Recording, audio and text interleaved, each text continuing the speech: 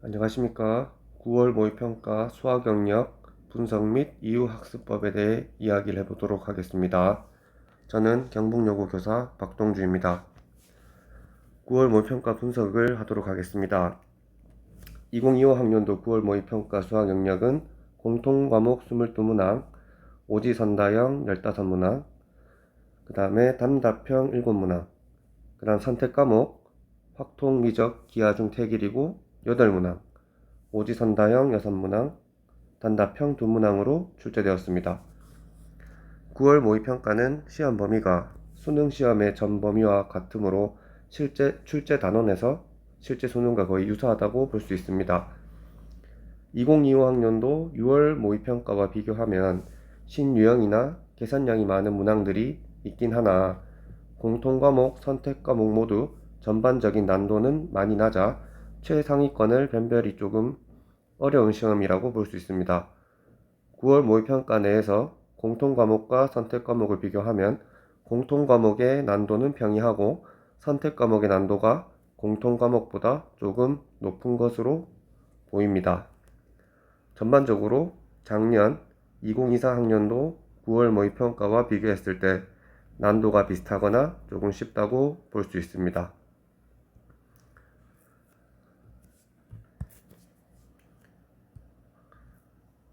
공통과목의 단원별 문항수를 한번 보겠습니다. 수학 1은 지수 함수와 로그 함수에서 1번, 8번, 14번, 16번 총 4문항 12점으로 구성되어 있었고 삼각함수는 6번, 10번, 20번 3문항 11점, 수열 단원은 3번, 12번, 18번, 22번 4문항 14점으로 되어 있고 수학 2는 함수의 극한과 연속 4번, 7번 2문항 6점, 미분은 2번, 5번, 11번, 19번, 21번 5문항 16점, 적분 단원은 9, 13, 15, 17 4문항 15점으로 되어 있습니다. 다수의 문항이 기존 기출 문제에서 출제된 유형이었지만 수학2의 21번처럼 신유형 문항이나 2025 학년도 6월 모의평가와 동일하게 22번 단답형의 수열의 귀납적 정의와 관련된 문제가 나오면서 중위권 학생들에게는 시험 풀이 시간이 조금 부족할 수 있었을 것으로 보입니다. 기출문항에서는 대체로 15번 문항에 수학 1의 수열 문항, 22번 문항에 수학 2의 적분 문항을 배치했었다면 이번 9월 모의고사에서도 6월 모의고사와 마찬가지로 순서를 좀 바꿔서 15번 문항에 적분, 22번 문항에 수열 문항을 배치하였습니다. 6월 모의평가를 응시했던 학생들에게는 익숙한 배열의 시험지로 판단됩니다. 6월, 9월 두 번 다 이런 배치를 보인 것으로 보아 수능에서도 이런 문항 배열이 나올 수도 있으니 문항의 종류 및 난도에 따른 배열이 다소 유연해질 수 있다는 점을 받아들이면 좋을 것 같습니다. 물론 그렇지 않을 수도 있겠지만 가능성을 좀 열어두자는 이야기입니다. 그리고 12번 문항에서는 등차 수열의 일반항을 이용한 새로운 수열을 파악하는 문항인데 이 문항은 수능 완성에서 연계된 문항을 먼저 풀이한 학생들에게는 쉽게 접근할 수 있었고 그 다음 14번 문항에서는 지수함수와 로그함수의 그래프와 관련된 문항이었는데 이것도 큰 어려움 없이 해결했을 것으로 판단됩니다. 15번 문항에서는 작년 9월 모의평가의 22번 문항과 비슷하게 곱의 미분법의 역연산을 떠올리면 계산을 좀 더 쉽게 할 수 있는 문항이라 생각됩니다. 그리고 21번 문항에서는 이전 부등식이 모든 실수에 대해 성립하는 절대 부등식의 유형이 다수였다면 모든 정수 K에 대한 문항이라 학생들이 조금 당황했을 것으로 판단됩니다. 정수를 어디서부터 고려해야 될지 등 해결 방안이 바로 떠오르지 않으면 어려운 문항으로 받아들일 수 있을 것 같습니다. 또한 3차 함수를 찾을 때 적분의 개념을 적용하면 계산이 조금 쉬워질 수 있는 문항이기도 합니다.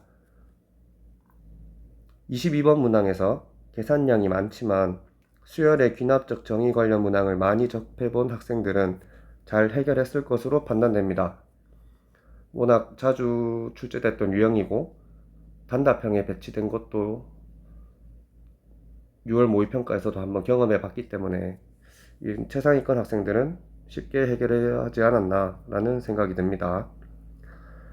문항 배치나 문항 표현이 예전에 비해 다소 유연해질 수 있음을 학생들은 인지하고 학습에 임해야 하고, 직간접 연계 문항이 다수 출제되므로 EBS 연계 교재를 꼼꼼하게 살펴보는 것이 필요합니다.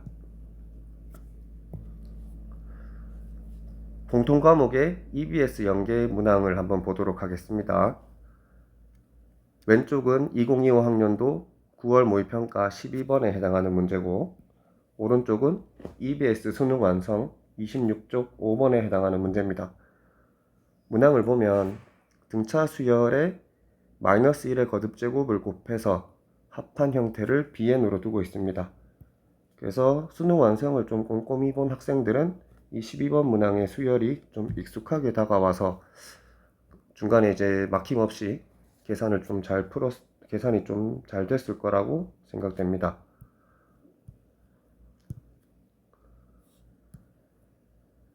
제가 많이 건너뛰었네요. 고난도 문항 분석도 한번 보면 수학 1에서는 22번 문항 수열의 귀납적 정의 단답형 문항입니다. 그래서 나 조건에서 수열 AN이 AN 플러스 1 이꼴 AN 플러스 3분의 2K 또는 AN 이꼴 마이너스 KAN을 만족시킨다는 것을 파악하고 가 조건을 만족시키는 수열들을 고려해 보면 됩니다. 이 5번째 항이 0이 되도록 하는 서로 다른 양수 K를 찾아 문제에서 요구하는 정답을 구합니다. 그 다음으로 공통문항의 고난도 문항으로는 수학2의 21번입니다. 최고차 함계수가 1인 3자함수 fx가 모든 정수 k에 대하여 이 부등식을 만족시킬 때 f'3을 구하라는 문제인데, 이 모든 정수 k에 대해 성립한다는 말이 좀 익숙하지 않은 친구들은 어렵다고 좀 받아들였을 것 같고요. 이 문제를 접근할 때 이게 등호가 성립하는 경우를 먼저 고려해보면 k가 -1 또는 k가 -2가 나오는데, 이걸 기준으로 이 부등식을 성립하는 3차 함수 fx를 구하면 됩니다. 그 구하는 과정에서는 단순히 fx의 1차 상수항을 미지수로 두고 연립하거나 또는 적분 개념을 고려해서 해결할 수도 있습니다. 연계문항 분석입니다. 12번은 아까 설명을 했고요.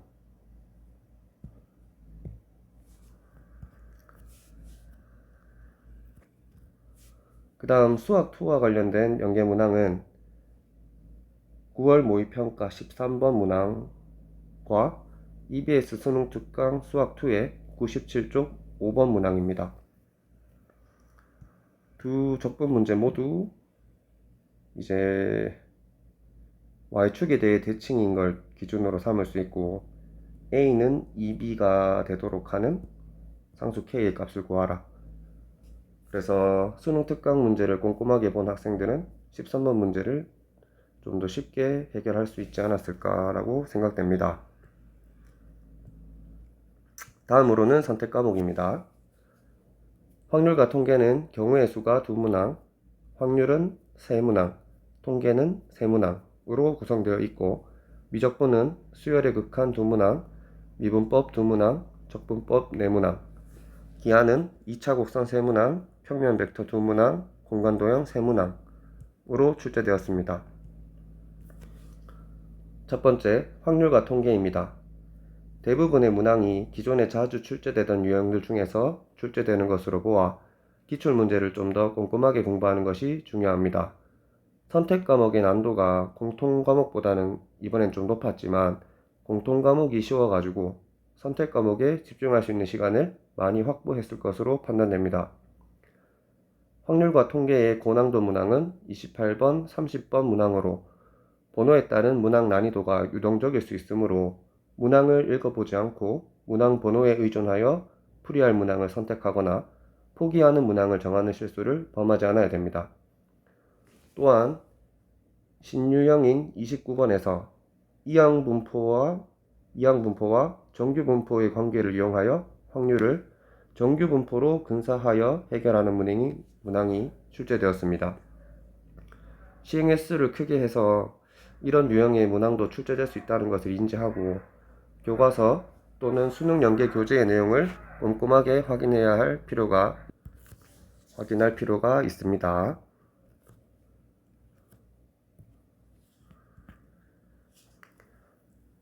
확률과 통계 고난도 문항을 보면 30번 중복조합과 관련된 문항이고, 이 조건 가에서 A가 받는 공의 개수가 0 이상 2 이하라고 했으므로 A가 받을 수 있는 공의 개수를 0, 1, 2 세 가지 케이스로 나누어 조건 나를 만족시키도록 중복조합을 활용하여 문제를 해결할 수 있습니다. 다음은 미적분입니다. 기출문제에서 자주 출제되었던 등비급수의 합, 삼각함수의 극한값과 같이 도형을 활용한 문제가 6월 모의평가와 마찬가지로 출제되지 않았으나 단원의 내용적인 측면을 벗어난 문제는 아니므로 문제의 형태에 얽매이지 않고 학습하는 것이 필요합니다. 미적분의 고난도 문항은 28번, 30번 문항으로 번호에 따른 문항 난이도가 유동적일 수 있으므로 문항을 읽어보지 않고 문항 번호에 의존하여 풀이할 문항을 선택하거나 포기하는 문항을 정하는 실수를 범하지 않아야 됩니다. 28번 문항에서 역함수의 적분을 적용하여 문제를 해결할 수 있고, 30번 문항의 경우는 계산량이 많고 함수의 그래프 개형을 그려 문제를 해결해야 하지만 전반적인 난도는 높지 않습니다. 계산량이 좀 많긴 한데 많은 수의 최상위권 학생들은 충분히 해결했을 것으로 판단됩니다. 그 다음 신유형인 29번 수열 문제는 일반항을 찾기보다 수열의 합과 일반항의 관계를 이용하여 필요한 항만 구한다면 좀 더 쉽게 해결할 수 있는 문항입니다. 미적분 30번 문항을 한번 보도록 하겠습니다. 주어진 함수 fx를 적분해서 이제 캐피탈 fx를 찾고 실수 전체 집합에서 미분 가능하고 이 부등식을 만족시키도록 하는 fx의 f형의 최소값을 gk라 두고 문제를 해결하는 겁니다. 주어진 대로 부분적분법을 이용해서 함수를 적분하고 실수 전체의 집합에서 미분 가능하도록 주어진 조건을 적용시키면 함수 gk를 찾아 문제를 해결할 수 있을 것으로 보입니다. 기하 파트를 보도록 하겠습니다. 대부분의 문항이 기존에 자주 출제되던 유형들 중에서 출제되는 것으로 보아 기출문제를 좀 더 꼼꼼하게 공부하는 것이 중요하다고 생각됩니다. 선택과목의 난도가 공통과목보다 높은 편이지만 공통과목이 쉬워 선택과목에 집중할 수 있는 시간을 많이 확보할 수 있을 것으로 판단됩니다. 확률과 통계, 미적 모두 해당하는 내용이죠. 기하 고난도 문항도 다른 선택과목과 마찬가지로 28번, 30번 문항으로 번호에 따른 문항 난이도가 유동적일 수 있으므로 문항을 읽어보지 않고 문항 번호에 의존해서 풀이를 할 문항으로 선택하거나 포기할 문항으로 선택하는 그런 실수를 범하지 않아야 됩니다. 고난도 문항인 30번 문항에서 벡터의 덧셈을 도형의 평행이동으로 해석하여 문항을 해결하면 최상위권 학생들도 큰 어려움 없이 잘 해결했을 것으로 판단됩니다. 30번 문제를 한번 보도록 하겠습니다. 평면 벡터와 같은 평면 벡터의 문항이고요. PQ, 벡터 PQ 더하기 벡터 QE를 적당한 벡터들의 합으로 표현하여 삼각형 AOB의 변 위의 점에서 이게 적당히 변형시키면 이 삼각형이 평행 이동되는 형태로 고칠 수 있습니다. 그래서 평행 이동된 이 작은 삼각형 변 위까지에 이르는 거리의 최대값과 최소값을 거리의 제곱에 최대값과 최소값을 구하여 문제를 해결하면 됩니다. 그래서 적당한 벡터들의 합으로 표현하는 과정에서 어떤 삼각형이 이동하냐가 좀 다르게 표현될 수 있지만 결론은 똑같은 거리를 나타내게 됩니다. 그래서 벡터의 덧셈을 이제 도형의 평행 이동과 좀 연관지어 문제를 풀이했던 학생들이라면 조금 쉽게 받아들였을 것으로 생각됩니다. EBS 연계 문항 분석을 하도록 하겠습니다. 확률과 통계입니다. 2025 학년도 구모 26번 문항과 수능 완성 확통 139쪽 26번입니다. 물론 문항 표현은 조금 다르지만 표본 평균의 성질을 이용해서 이제 합이 1이 되도록 하는 자연수 K의 값을 찾아라. 문항이 조금 연계가 되었고,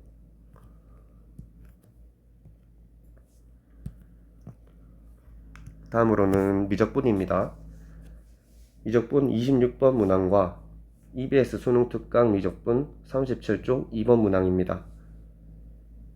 수능 특강의 문제는 치환적분을 통해서 해결할 수 있었다면 이번 모의평가에서는 부분적분법을 또 여러 번 활용해야 되는 조금 어려운 문제이긴 하지만 이 그래프 개형도 좀 익숙한 좀 많이 다르긴 하지만 식 자체는 그래서 이 문제를 한번 경험해 본 학생들은 26번도 계산은 좀 많습니다만 충분히 해결할 수 있지 않았을까 생각이 들고, 기하입니다. 구모 27번 문항과 수능 완성 기하 100쪽 16번 문항입니다.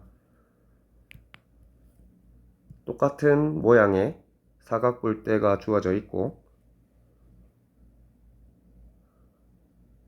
모의평가에서는 정사형의 넓이, 그 다음에 완성에서도 정사형의 길이, 이렇게 연계가 많이 된 문항으로 볼 수 있습니다.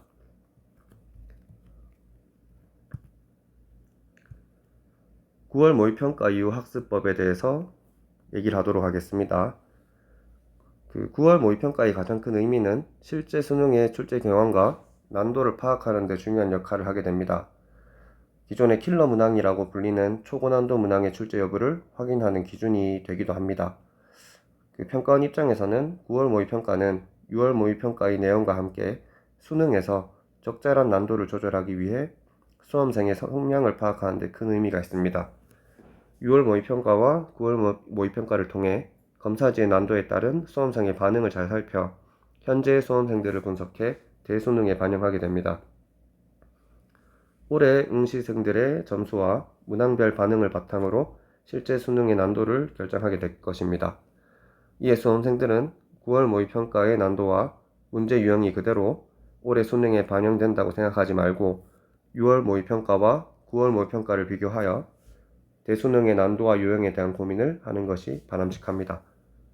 작년에도 9월 모의평가가 난도가 쉬웠는데 실제 수능에서는 좀 어렵게 출제가 됐었죠. 그래서 9월 모의평가를 통해 자신의 객관적인 위치를 파악하여 최대한 남은 기간에 자신의 부족한 점을 채울 수 있도록 해야 합니다. 또한 9월 모의평가의 점수를 바탕으로 수시 원서에 대하여 고민해 봐야 합니다. 구모가 조금 쉬워서 좀 상향 지원을 하게 되는, 또는 구모가 쉬웠는데 좀 못 쳐서 하향 지원을 하게 되는 좀 그런 일들을 겪지 않도록 좀 잘 분석을 해봐야 될 것 같습니다. 모의평가를 치르며 자신이 공부한 만큼 성적이 나왔는지, 어떤 개념이나 문항의 유형을 파악해야 하고, 투자 시간 대비 지나치게 성적이 낮은 과목이나 학습 능률이 오르지 않는 부분이 있다면 학습 계획을 다시 한번 점검해야 됩니다. 등급별 수학 영역 학습 전략은 한번 읽어보시길 바랍니다.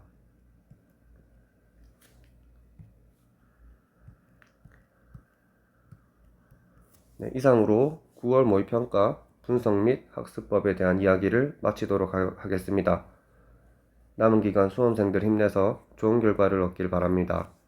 이상입니다.